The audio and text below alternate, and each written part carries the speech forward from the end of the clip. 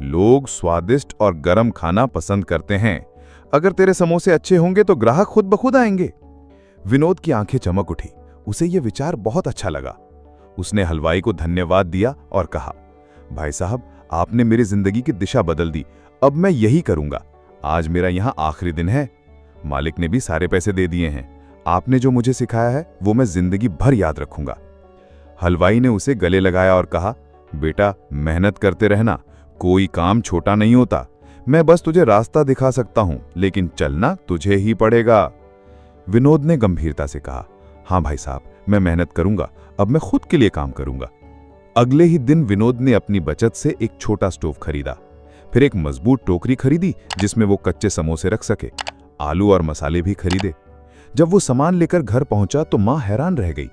बेटा, ये सब क्या करने वाला है?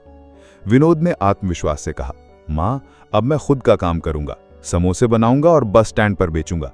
स्कूल, अस्पताल और भीड़ वाली जगहों पर भी जाऊंगा। अब मैं दूसरों का काम नहीं करूंगा। मां ने भावुक होकर उसके सिर पर हाथ रखा। बेटा, जो तुझे सही लगे वही कर। मेरी दुआएं तेरे साथ हैं।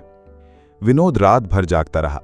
उसने आलू उबाले, मसाले तैयार किए और समोसे की भरावन बनाई। सुबह होने से पहले ही उसने दर्जनों कच्चे समोसे तैयार कर लिए। उन्हें टोकरी में अच्छे से रखा, ऊपर एक साफ कपड़ा ढक दिया और स्टोव हाथ में लेकर निकल पड़ा। आज उसके चेहरे पर एक अनोखा आत्मविश्वास था। अब मैं अपनी किस्मत खुद लिखूंगा। सुबह का वक्त था। आसमान में हल्की लालिमा थी और विनोद अपनी टोकरी सिर पर रखे और हाथ में छोटा स्टोव पकड़े बस स्टैंड की ओर जा रहा था। चेहरे पर आत्मविश्वास तो था, लेकिन मन के अंदर हल्की सी घबराहट भी थी। ये उसकी जिंदगी की नई शुरुआत थी। बस स्टैंड पर पहुंचकर उसने एक कोने में अपना स्टोव रखा। चारों ओर लोग भाग दौड़ कर रहे थे। कोई बस पकड़ने की जल्दी में, कोई अपने रिश्तेदारों को छोड़ने आया था। विनोद ने गहरी सांस ली और अपने सामान को सही तरीके से सजाना शुरू किया।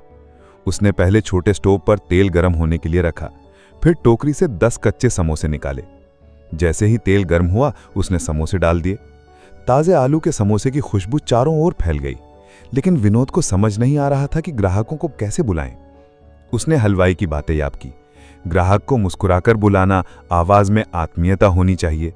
उसने हिम्मत जुटाई और आवाज लगाई, गरम गरम समोसे, मसालेदार समोसे, एक बार खा के देखिए।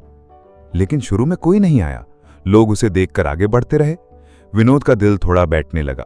उसने मन में सोचा, शायद मैंने गलत सोचा था, कोई नहीं आएगा।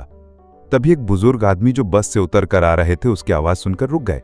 बुजुर्ग ने पास आकर